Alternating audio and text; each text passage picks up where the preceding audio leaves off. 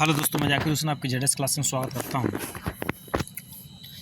यहां पर हम अध्ययन करने वाले हैं एनसीईआरटी हिस्ट्री में चैप्टर 3। और ये एनसीईआरटी हिस्ट्री जो है क्लास 8 की है।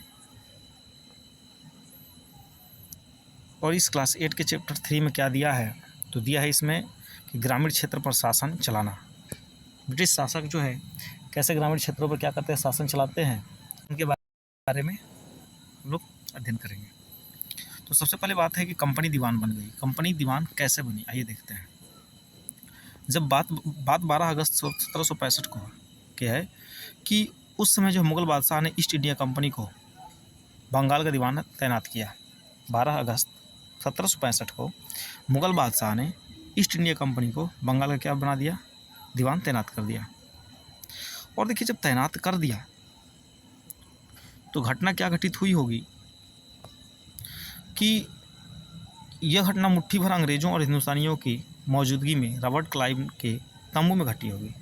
मतलब कहने का मतलब क्या है कि मुग़ल बादशाह ने ईस्ट इंडिया कंपनी को बंगाल का दीवान तो बना दिया, लेकिन हम अनुमान लगाते होंगे कि जब दीवान बना होगा तो अंग्रेज़ और हिंदुस्तानी की मौजूदगी में रॉबर्ट क्लाइव ने तंबू में घटी होगी। मतलब दीवान जो बनाया होगा वो तंबू में एक छोटी सी घटना रही होगी, एक छोटा सा समारोह के दौरान उसको क्या बना दिया गया, दीवान बना दिया गया। लेकिन रॉबर्ट क्लाइव ने अपने जीवन की यादगार घटनाओं को चित्रित करने का जिम्मा सौंपा था। बंगाल की दीवानी हाथ आ जाना अंग्रेज़ों के लिए एक निश्चय ही बड़ी घटना थी, क्योंकि बंगाल एक क्या था, बहुत ही ताकतवर और समृद्ध क्षेत्र था। और वह चाहते थे कि बंगाल से हम लोग क्या करें, शासन करें, दिल्ली पर भी कब्जा करें। लेकिन बंगाल समृद्ध होने के, क्योंकि इनका पूरे जो कारोबार चलता था हुगली नदी के किनारे से चलता था, हुगली नदी से ही चलता था। तो हुगली जो क्या था, पोर्ट था, और वहाँ से लोग व्यापार करते थे। होता क्या है कि दीवान के तौर पर कंपनी अपने नियंत्रण वाले भूभाग के आर्थिक मामलों की मुख्य शासक बन गई। यहाँ पर देखने को मिला कि दीवान के तौर पर कंपनी अपने नियंत्रण वाले जितना भी, जब दीवान नियुक्त कर दिया गया तो जो भी इसके अंतर्गत भूभाग आता था कंपनी के अंतर्गत, तो वहाँ पर क्या करती थी, मुख्य रूप से शासक बन गई। और ज़मीन शासन चलाने और आमदनी को व्यवस्थित करने का रास्ता ढूंढना था। इसके लिए उसे एक ऐसा रास्ता ढूंढना था जिससे कंपनी के बढ़ते खर्चों को पूरा भी किया जाए और साथ ही साथ आमदनी भी जुटाई जा सके, क्योंकि कंपनी को आगे भी बढ़ाना है, पैसा भी कमाना है। तो उसके पास यही रास्ता बचा हुआ था कि खर्च को पूरा भी किया जाए और आमदनी भी जुटाई जाए। तो व्यापारिक कंपनी के नाते इसे यह ख्याल भी रखना था कि अपनी ज़रूरत की चीज़ें खरीदती बेचती रहे, तभी तो पैसा आमदनी आता रहेगा। लेकिन समय के साथ साथ क्या होगा, कंपनी को यह भी समझ आने लगा था कि उसे सावधानी के साथ आगे बढ़ना होगा, क्योंकि जो बाहरी ताकत होने की वजह से उसे उन लोगों को भी शांत रखना था जो गांव देहात में क्या करते थे, शासन चला चुके थे। कंपनी को हर तरह की दिक्कत थी। जैसे ग्रामीण क्षेत्रों में कोई ठेकेदार आता है तो ठेकेदार काम करता है तो बड़े लोगों से दिक्कत होती ही है, उसको उसके आसपास के छोटे लोगों से भी दिक्कत होती है। किसी का खेत पड़ जाता है, किसी का डांड पड़ जाता है, तो वो उससे क्या लगता है, पैसा वसूलने लगता है। उसी तरह से कंपनी को भी दिक्कत थी। दीवान तो बन गया, भूभाग पर कब्जा कर लिया, भूभाग से अपना आमदनी कमाने लगा, लेकिन उसको ये भी डर था कि कहीं जो ग्रामीण क्षेत्र वाले लोग शासन कर लिए हैं, कहीं वो जो है हमसे क्या करने लगे, रिश्वत न मांगने लगे, पैसा न मांगने लगे। तो उससे भी क्या था, उसको डर था, जिनके आसपास कभी काफ़ी ताकत और सम्मान था। ऐसे लोग स्थानीय सत्ता में रह चुके थे और नियंत्रित करना तो जरूरी था, लेकिन ख़त्म नहीं किया जा सकता था। लेकिन यह काम कैसे हो? कंपनी ने ग्रामीण इलाकों में उपनिवेश कैसे बनाया, आय के संसाधन कैसे जुटाए, लोगों के अधिकार किस तरह तय किए, फसलों की खेती कैसे किए, इन सारी चीज़ों के बारे में हम अध्ययन करेंगे। तो सबसे पहले बात हम करेंगे कंपनी की आमदनी की। कंपनी जो है अपनी आमदनी कहाँ से पूरा की, ठीक है, इसके बारे में हम क्या करेंगे, अध्ययन करेंगे। अब यहाँ दिया गया है कंपनी। देखिए, कंपनी तो दीवान बन गई थी, लेकिन अभी भी खुद को एक व्यापारी ही मानती थी, क्योंकि कंपनी दीवान बन गई है, एक भूभाग का मालिक बन गई है, लेकिन उसे अभी क्या मान रही है, अपने आप को व्यापारी ही मान रही है। क्यों? क्योंकि उसे क्रय विक्रय करना है और अपनी कंपनी को आगे बढ़ाना है और आमदनी भी जुटाना है। कंपनी भारी भरकम लगान तो चाहती थी, लेकिन उसकी आकलन और वसूली की कीमत नियमित व्यवस्था करने में हिचकिचा रही थी। उसकी कोशिश यही थी कि वह ज़्यादा से ज़्यादा क्या करे, राजस्व हासिल करे, रेवेन्यू ले, और ज़्यादा से ज़्यादा रेवेन्यू जब लेगी तो उससे क्या करेगी, अपनी कंपनी भी चलाएगी और उसको क्या होगा, लाभ भी होगा। और कम से कम कीमत पर बढ़िया सूती और रेशमी कपड़ा खरीदे। इसी कारण 5 साल के भीतर बंगाल में कंपनी द्वारा खरीदी जाने वाली चीज़ों का कुल मूल्य क्या हो गया, दोगुना हो चुका था, क्योंकि कंपनी सस्ता दाम पर लेती थी और अधिक दाम पर बेचती थी। 1865 आते आते कंपनी ब्रिटेन से सोने और चांदी का आयात करती थी। मतलब कंपनी जो थी ब्रिटिश ये क्या करती थी, वो वहाँ से सोना चांदी लाती थी और यहाँ इसके बदले में क्या लेती थी, सामानें खरीदती थी। कौन? कंपनी। ब्रिटेन से सोना चांदी लाया जाता था भारत के अंतर्गत और यहाँ पर क्या किया जाता था, यहाँ से सूती वस्त्रों को बेचा जाता था। अब बंगाल में इकट्ठा होने वाले पैसे से निर्यात के लिए चीज़ें खरीदी जा सकती थी, लेकिन धीरे धीरे ये पता चला कि बंगाल की जो अर्थव्यवस्था इकोनॉमी है एक गहरे संकट में फंसती जा रही है। कारीगर गांव छोड़कर भाग रहे थे क्योंकि उन्हें बहुत कम कीमत पर अपनी चीज़ें कंपनी को जबरन बेचनी पड़ती थी। वह सोना ला कर दे देते थे और कंपनी जो थी, ब्रिटिश इंडिया कंपनी जो थी, वह कारीगरों से ज़बरदस्ती काम कराती थी अपने मन मुताबिक और उनके सामानों को कम रेट पर खरीदती थी और अधिक दामों पर बेचती थी, जिससे कारीगरों को पैसा नहीं मिलता था। तो वह जो धीरे धीरे काम करना क्या करते थे, बंद कर देते थे और वह वहाँ से वह स्थान छोड़ कर पलायन कर रहे थे। किसान अपना लगान नहीं चुका पा रहे थे, कारीगरों का उत्पादन गिर रहा था और खेती चौपट होने की दिशा में बढ़ रही थी। 1770 में बड़े अकाल पड़ जाता है।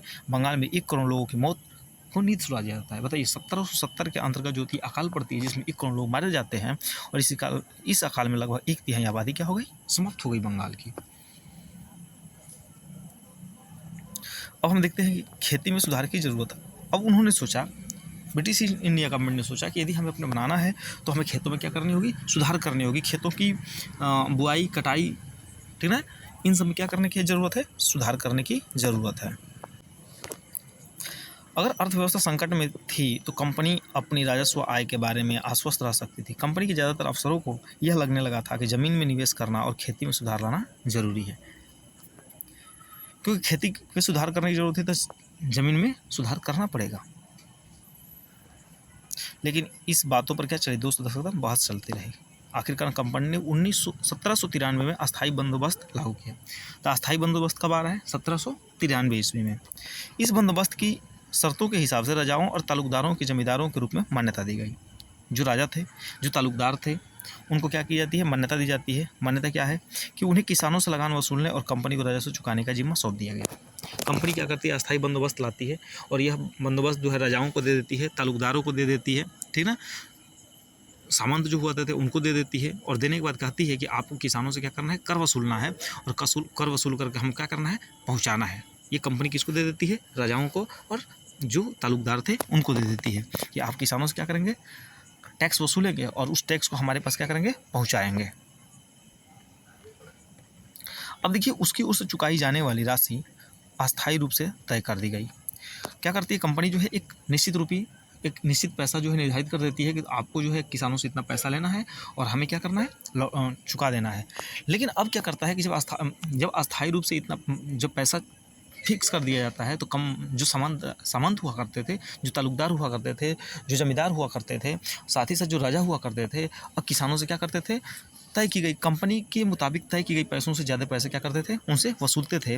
और वसूलने लगे तो धीरे धीरे कंपनी धीरे धीरे क्या करते थे कि पैसे को जो है राजाओं के पास पहुंचाते थे, जो फिक्स पैसा थे, और बाकी जो एक्स्ट्रा पैसा लेते थे वो अपने पास रख लेते थे। लेकिन कंपनी को ऐसा लग रहा था कि ये तो जो भी राजा हैं, जो भी सामंत हैं, जो भी तालुकदार हैं, ये तो हमसे अमीर होते जा रहे हैं। तो देखिए उनसे क्या होता था कि चुकाई जाने वाली राशि अस्थायी रूप से तय कर दी गई। इसका मतलब था कि भविष्य में कभी भी इजाफा नहीं किया जाना था। अंग्रेजों को लगता था कि इससे नियमित रूप से राजस्व मिलता रहेगा और जमींदारों को ज़मीन में सुधार की खर्च की प्रोत्साहित मिलेगी। लेकिन इन्हें लगता था कि क्योंकि राजस्व की मांग बढ़ने वाला नहीं था, इसलिए जमींदार बढ़ते उत्पाद से फायदा में रहेंगे। लेकिन समस्या क्या होती है, आइए देखते हैं समस्या। लेकिन बात क्या होती है कि समस्या पैदा कर दी गई। कंपनी ने तो फिक्स पैसा कर दिया, लेकिन समस्या पैदा हो गई। कंपनी अफसरों ने पाया कि अभी भी जमींदार ज़मीन में सुधार के लिए खर्चा नहीं कर रहे थे। असल में कंपनी ने राजस्व तय किया था वो इतना ज़्यादा था कि चुकाने में जमींदारों को भारी परेशानी हो रही थी। जो जमींदार राजस्व चुकाने में विफल हो जाता, उसकी जमींदारी छीन ली जाती थी।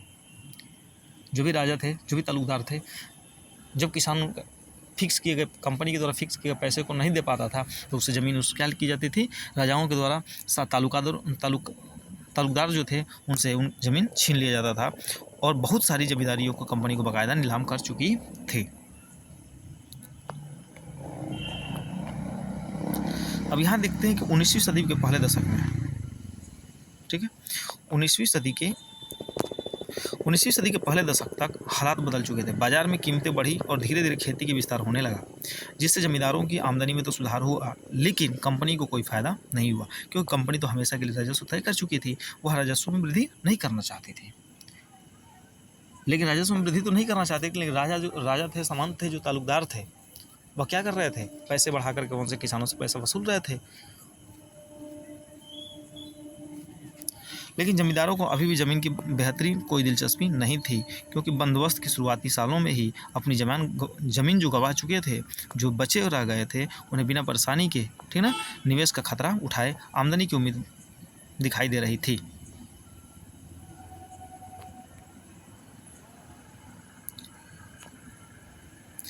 लेकिन होता क्या है कि दूसरी तरफ गाँव में किसान जो थे, यह व्यवस्था जो अस्थायी बंदोबस्त की व्यवस्था थी, उनको दमनकारी दिखाई दी। किसान को जो लगान चुकाना था वो बहुत ज़्यादा था और ज़मीन पर उसका अधिकार सुरक्षित नहीं था। ऐसा लग रहा था किसानों को कि हम टैक्स तो चुका रहे हैं, फिर भी हमारी जो ज़मीनें हैं वह हम निर्धारित नहीं है कि वह हमारी ही रहेगी या हमसे छीन ली जाएगी। और देखिए, लगान चुकाने के लिए अक्सर जो महाजन होते थे उनसे क्या लेना पड़ता था? किसानों को कर्जा लेना पड़ता था। अब कर्जा जब नहीं देगा तो वह ज़मीन किसकी होगी? महाजन की हो जाएगी। अगर वह लगान चुका नहीं पाता तो उसे पुश्तैनी ज़मीन में से दखल कर दिया जाता था। ये समस्याएं थी। तो देखिए किसान कितने परेशान है। किसानों को हमेशा जो है दबाया गया है, हमेशा जो है तड़पाया गया है। अब देखते हैं अस्थायी बंदोबस्त के बाद जो होती है एक नई व्यवस्था आती है। और नई व्यवस्था क्या है?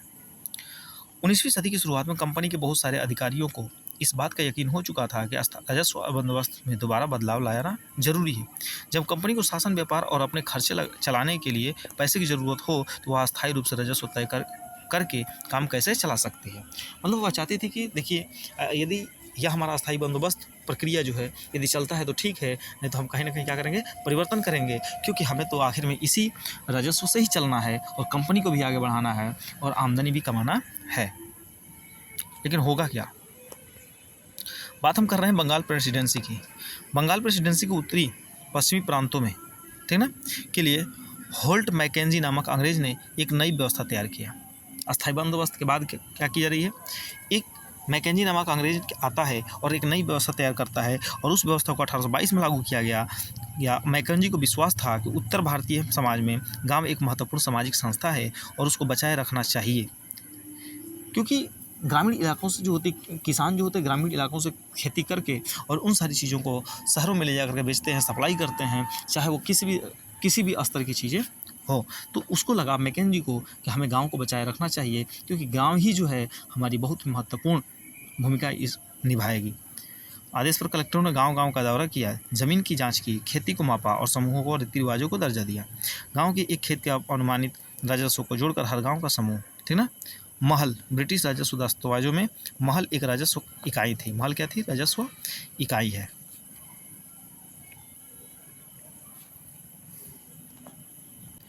अब देखिए होता क्या है कि हमने देखा था कि वहाँ पर जो अस्थायी बंदोबस्त में जो समस्या दी गई थी, जो राजस्व वसूलने की दिया गया था, वो राजाओं और तालुकदारों को दी गई थी, लेकिन यह चीज़ जो होती है नहीं पूर पाता है। तो मैकेंजी जो है एक नई व्यवस्था लाता है और उस व्यवस्था के अंतर्गत जो है देता है कि गाँव को जो है बचाए रखना बहुत ज़रूरी है। और उस गाँव का अब राजस्व जो वसूला जाएगा वह किसके द्वारा दिया जाता है? जमींदार की बजाय गाँव के मुखिया को सौंप दिया जाता है और इस व्यवस्था को महलवारी बंदोबस्त का नाम दिया गया। महलवारी बंदोबस्त में मेन लीड कौन करता था? तो वह मेन लीड कर रहा है गांव का मुखिया, जबकि अस्थायी बंदोबस्त में कौन काम कर रहा था? तो राजा कर रहे थे और राजा के साथ साथ कौन कर रहा था? तालुकदार कर रहे थे। अब आते हैं मुनरो की व्यवस्था पे। मुनरो की व्यवस्था, मुनरो क्या है? देखते हैं यहाँ पे कि ब्रिटिश नियंत्रण वाले दक्षिण भारतीय इलाकों में अस्थायी बंदोबस्त की जगह नई व्यवस्था अपनाने का प्रयास किया जा रहा है और वह कौन है? महलवारी बंदोबस्त। वहाँ जो नई व्यवस्था विकसित की गई उसे रैयतवाड़ कहते हैं। रैयतवाड़ी मतलब दक्षिण भारत में जो नई व्यवस्था लागू की जा रही है, रैयतवाड़ी लागू की जा रही है, ठीक है।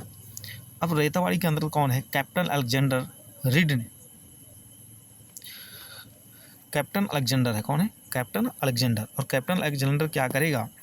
टीपू के साथ जो टीपू के साथ युद्ध चले थे, बाद में कंपनियों द्वारा कब्जे किए गए इलाकों में व्यवस्था को आजमा करके भी देख लिया गया था। टॉमस मुनरो ने इस व्यवस्था को विकसित किया और धीरे धीरे पूरे दक्षिणी भारत पर यही व्यवस्था लागू कर दी। कौन? दक्षिणी भारत पे व्यवस्था कौन लागू की गई? टॉमस मुनरो के द्वारा लागू की जो व्यवस्था है वह व्यवस्था है कौन? रैयतवाड़ी। जबकि महलवाड़ी व्यवस्था जो की गई है, महलवाड़ी बंदोबस्त जो की गई है, वह मैकेंजी के द्वारा की गई है।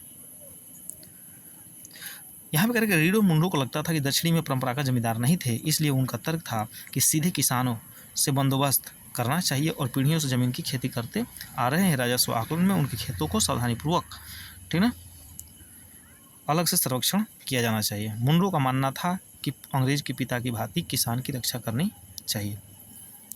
अब इसमें दे रखा है कि सब कुछ ठीक नहीं था। क्या सब कुछ ठीक नहीं था? इसके बारे में हम देखते हैं। नई व्यवस्था लागू होने के बाद महज कुछ साल के भीतर समस्याएं दिखाई देने लगी। जमीन से होने वाले आमदनी बढ़ाने के चक्कर में राजस्व अधिकारियों ने बहुत ज़्यादा राजस्व तय कर दिया। किसान राजस्व चुका नहीं पा रहे थे, रैयत गाँवों से भाग रहे थे, मतलब मुखिया जो थे रैयत गाँवों से भाग रहे थे। बहुत सारे क्षेत्रों में गाँव वीरान हो गए। आशावादी अफसरों को उम्मीद नहीं कि व्यवस्था किसानों के संपन्न को उद्यमशील भी किसान बना देगी, लेकिन ऐसा नहीं हुआ। सब कुछ ठीक नहीं होने का रीज़न क्या था कि जो रैयतवाड़ी की गई दक्षिणी भारत के अंतर्गत, तो इसमें क्या होता था, किसान जो टैक्स बढ़ाया गया वो इतना बढ़ा दिया गया कि किसान जो है टैक्स नहीं चुका पा रहे थे, और टैक्स जब नहीं चुकाते तो ये ब्रिटिश अंग्रेज जो थे ये क्या करते, किसानों को मारते। तो इससे बेहतर है कि क्यों ना हम गांव छोड़ दें, और गांव छोड़कर भाग गए, जिसमें किसान गांव छोड़कर भागे तो वह किसान क्या हो गए, वीरान हो गए। और अब अंग्रेजों को लगा कि जो कुछ भी मिल रहा था वो भी अब क्या हो गया, नुकसान में आ गया।